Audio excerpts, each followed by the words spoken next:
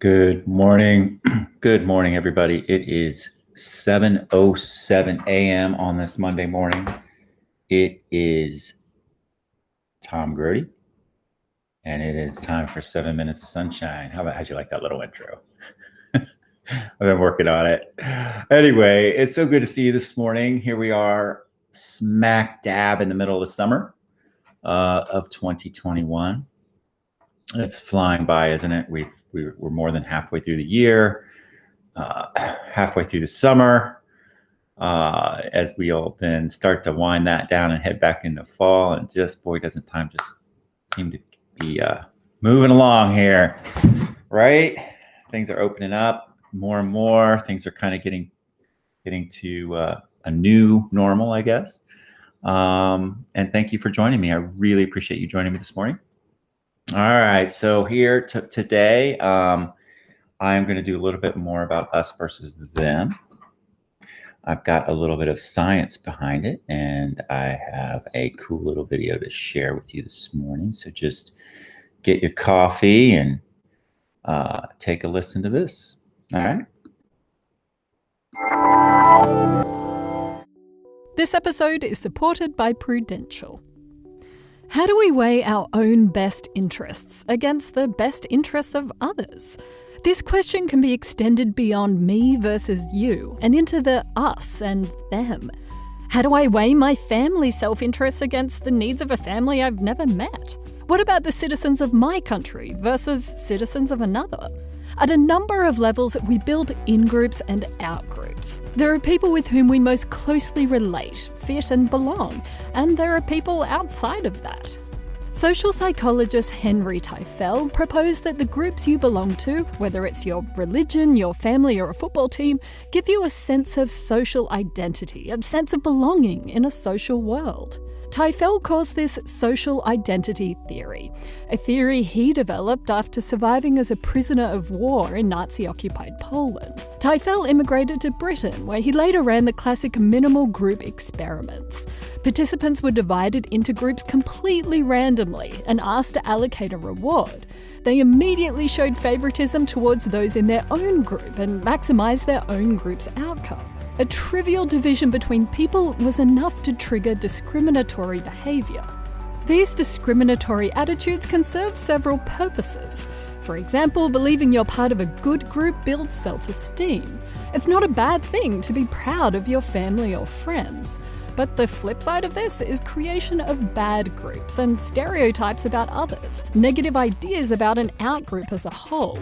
When it comes to social identity theory, these stereotypes may vary in severity and negativity depending on both the in-group and out-group studied. But research has repeatedly shown that cultures and societies all over the world consistently carry strong negative stereotypes about one group in particular: immigrants.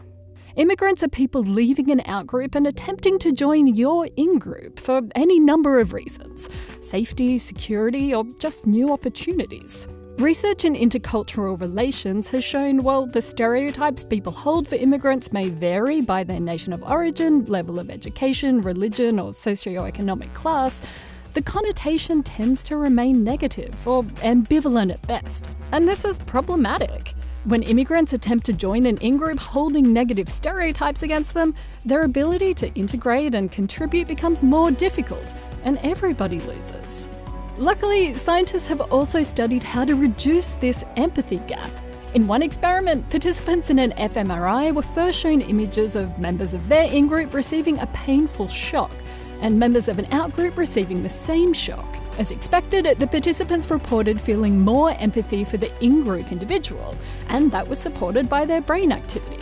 Then participants were shocked themselves. However, in this case, a member of the participants' in-group or out-group could give money to save the participant from the shock. The participants were told whether or not they'd been spared and who had paid to spare them. Seeing a member of their outgroup help them built empathy for that outgroup. And this was supported by brain activity when they saw members of their in-group and outgroup shocked again after the training. This suggests that doing nice things for members of your outgroup helps pull all groups together. Beyond that, giving people outside of your group the opportunity to help you will build your own levels of empathy. No shocks necessary.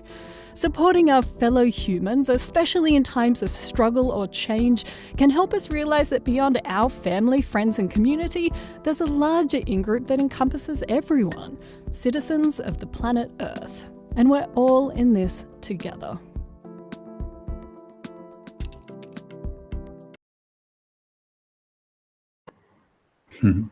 We're all in this together. We're all in this together. Just more us versus them. I really liked the part about doing nice things for members of the out group will bring us all together because it creates empathy for everybody involved.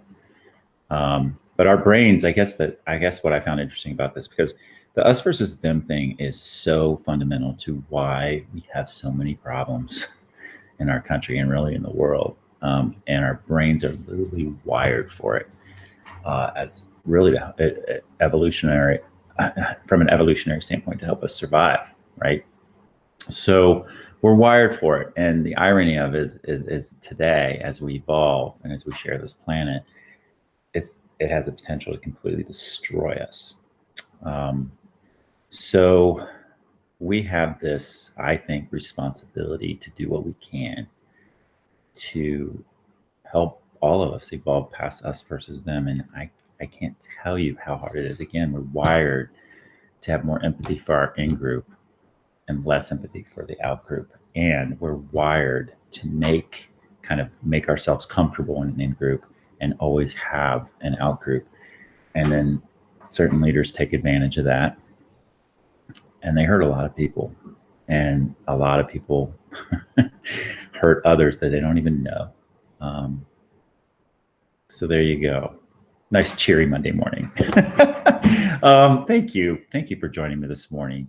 I just think, again, I think the us versus them is something that is so fundamental to holding us back, causing so much damage. And by doing nice things for members of the out group, we have this opportunity to really make the world a better place.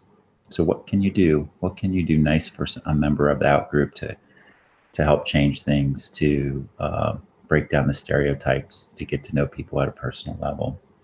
What can you do today or this week? That's my little weekly challenge for you. I hope you have a wonderful week. I hope you have a wonderful day. A great interview tomorrow with Morgan Harper, one of my sheroes. You're going to love it. And I'll see you then. And remember, even when it's really damn cloudy out, the sun is always shining, and you are the sunshine. Take care. Bye-bye.